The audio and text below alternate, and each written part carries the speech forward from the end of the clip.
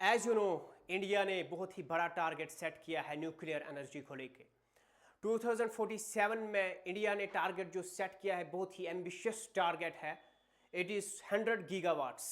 आपको 100 gigawatts India provide करने वाला है न्यूक्लियर एनर्जी। इतना ही नहीं, नेट जीरो एमिशन टारगेट जो 2070 के लिए टारगेट किया है वो भी एक इंपॉर्टेंट फैक्ट यहां पे बनता है जो आपको पता होना चाहिए। इन सब टारगेट्स को लेकर इनको अचीव करने का मॉड्यूल क्या है, स्ट्रैटेजी क्या है, आइए आज हम यहां पे जानेंगे। इतना ही नहीं, ये जो न्यूक्लियर एनर्जी के लिए जो हमारे पास ये फ्यूल है, न्यूक्लियर एनर्जी फ्यूल यूरेनियम जो है, इसकी सप्लाई के लिए इंडिया ने क्या क्या इंतजाम किया है, कौन कौन से यहाँ पे कोलैबोरेशंस इंडिया ने किए हैं, इन सब को जानने के लिए आप मेरे साथ यहाँ पे बने रहिए। Let's have a look. India ने जो ये इंडियन न्यूक्लियर एनर्जी एक्सपेंशन का जो ये टारगेट रखा है, टारगेट ये है कि हमें यहाँ पे 100 गीगावाट्स अचीव करने हैं बाय द 2047। और यहां पे एक भी अगर हम देखेंगे जो हमारी प्रेजेंट न्यूक्लियर कैपेसिटी है वो सिर्फ 8 गीगावाट्स है। तो इसका सीधा सीधा मतलब ये हुआ कि आपको यहां पे आज 2026 चल रहा है, 2047 तक हमारे पास 20 साल बचे हैं। 20 सालों में हमें 90 प्लस गीगावाट्स एनर्जी यहां पे न्यूक्लियर एनर्जी प्रोड्यूस करनी है। ये टारगेट अचीव करने के लिए हमारे पास काफी ये एडवांस टेक्नोलॉजीज होना जरूरी है। यहां पे सप्लाई जो है यूरेनियम की वो सफिशिएंट होना जरूरी है। व्हाई? बिकॉज 1947 से लेकर अब तक 75 ईयर्स में जो इंडिया अभी तक अचीव कर पाया है, सिर्फ हमारे पास जो एनर्जी प्रेजेंट कैपेसिटी है न्यूक्लियर एनर्जी को लेकर, दैट इज द 8 गीगावाट।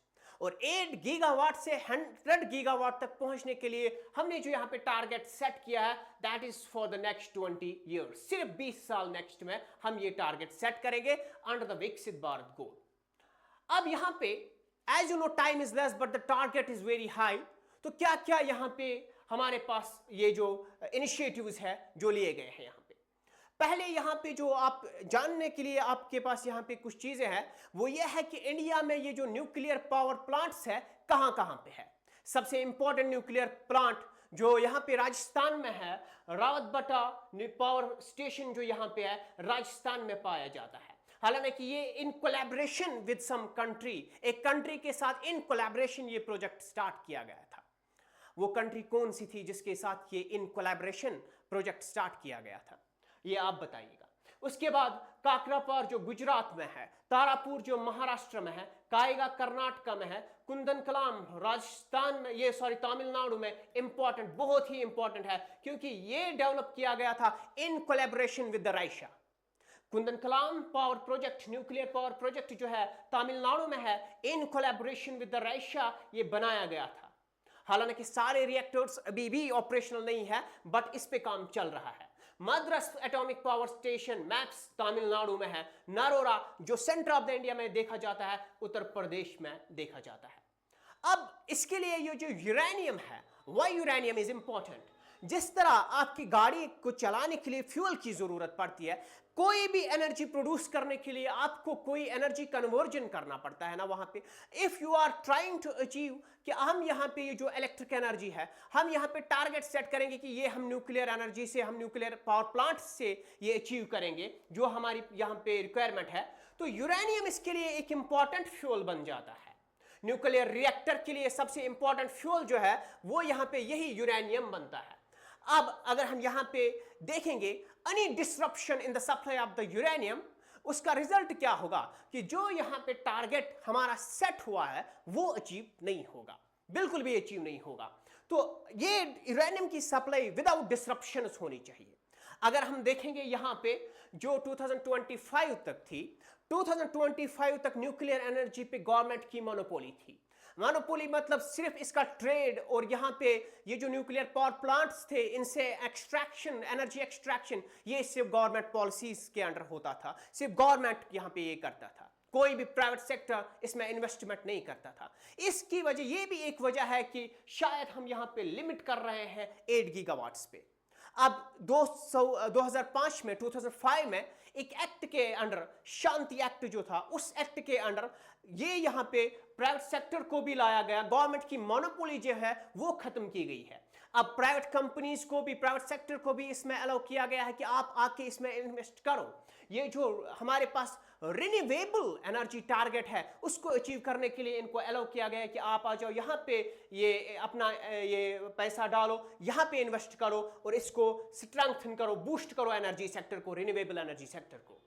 अब यहाँ पे इससे क्या हुआ, इसमें प्राइवेट सेक्टर भी आ गया, तो डेफिनेटली अगर गवर्नमेंट कहीं एक जगह काम कर रहा है तो प्राइवेट सेक्टर कहीं एक जगह ये एसएमआर बना रहा है ना, मॉड्यूलेट रिएक्टर्स बना रहा है, और यहां पे एनर्जी जनरेशन जो है वो ज्यादा हो रही है। अब यहां पे पहले अगर हम देखेंगे, मैंने आपको बोला कि यूरेनियम की सप्लाई बहुत ज्यादा इंपॉर्टेंट है। Any disruption in the supply of uranium, सीधा हमारा जो टारगेट है वो अचीव नहीं होगा। तो इसके लिए गवर्नमेंट ने क्या किया, इसके लिए कुछ इंटरनेशनल कोलैबोरेशंस गवर्नमेंट ने की। एज यू नो कि 28% ऑफ द वर्ल्ड रिजर्व्स जो है यूरेनियम के, वो ऑस्ट्रेलिया के पास है। तो ऑस्ट्रेलिया के साथ यहां पे एक सिविल न्यूक्लियर कोलैबोरेशन की गई है, because India knows, world knows कि यहां पे 28% of the world uranium reserves है, तो यहां पे एक कोलैबोरेशन इनके साथ की गई है। मैंने बोला कि कनाडा में एक कंपनी है केमियो, वहां पे यूरेनियम सप्लाई एग्रीमेंट हुआ है गवर्नमेंट का। अदर कंट्रीज लाइक कजाकिस्तान, जिसका हाई यूरेनियम पोटेंशियल है, इनके साथ भी बातचीत चल रही है ताकि ये जो सप्लाई ऑफ द यूरेनियम है ये डिसरप्ट ना हो और यहाँ पे एनर्जी प्रोडक्शन जो है वो कंटिन्यूअसली हो जाए यहाँ पे।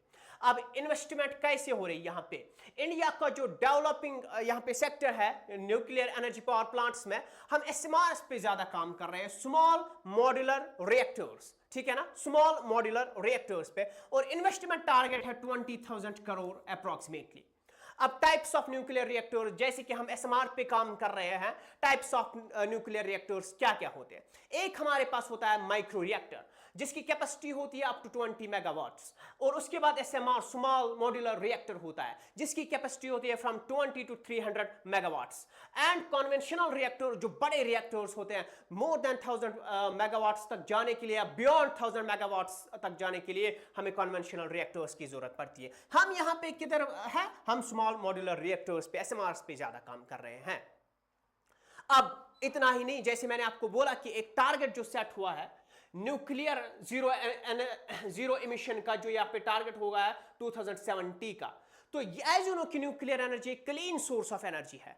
कोल से ये कोई एनर्जी एक्सट्रैक्ट करना, वहां पे जो इमिशन होता है कार्बन इमिशन होता है, और यहां पे अगर आप देखोगे it is the purest form of energy, plays a major role in achieving the target along with the renewable energy. Renewable energy target भी इससे पूरा होगा, और ये जीरो इमिशन बाय 2070 जो अभी ये टारगेट है ये भी इसी से पूरा होगा। तो अगर हम देखेंगे ग्लोबली क्या क्या है, फ्रांस जो है, फ्रांस अभी जो उनकी इलेक्ट्रिसिटी कंजप्शन है, जो इलेक्ट्रिक एनर्जी उनकी कंज्यूम होती है, 70% of the electric energy comes from the nuclear power plants. और आप मुझे बताइए कि इंडिया में major portion of the energy जो है इलेक्ट्रिक एनर्जी वो कहां से आती है? क्या न्यूक्लियर पावर प्लांट से आती है, हाइड्रो पावर प्लांट से आती है, या कहीं और से आती है?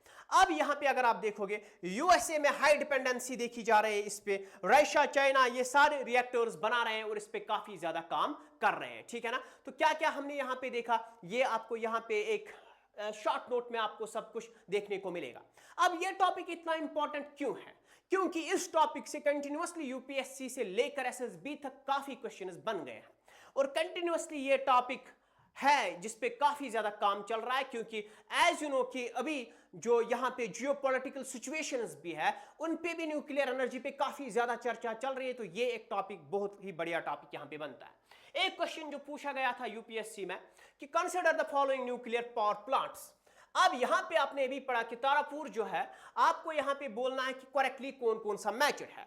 एज यू नो तारापुर कहां पे है? महाराष्ट्र में है, बिल्कुल सही है। रावतबट्टा जो है पावर प्रोजेक्ट है राजस्थान में है। कुंदन कलाम कहां पे? मैंने आपको बोला ये तमिलनाडु में है, ठीक है ना, कुंदन कलाम तमिलनाडु में है।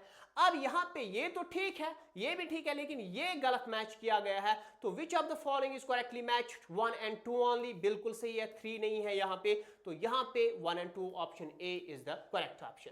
और क्या क्या कैसे क्वेश्चन इससे बन जाएंगे यहां पे आपको, हालांकि मैंने वन लाइनर दिए हैं, यहां पे आपको स्टेटमेंट बेस्ड पूछे जा सकते हैं। India first nuclear power station कहां पे है, ठीक है ना। आप इनमें से बताइए कौन सा पहला वाला है। यहां पे इंडिया है set the target to achieve net zero emission by, अभी मैंने बोला था 2070 में, ठीक है ना।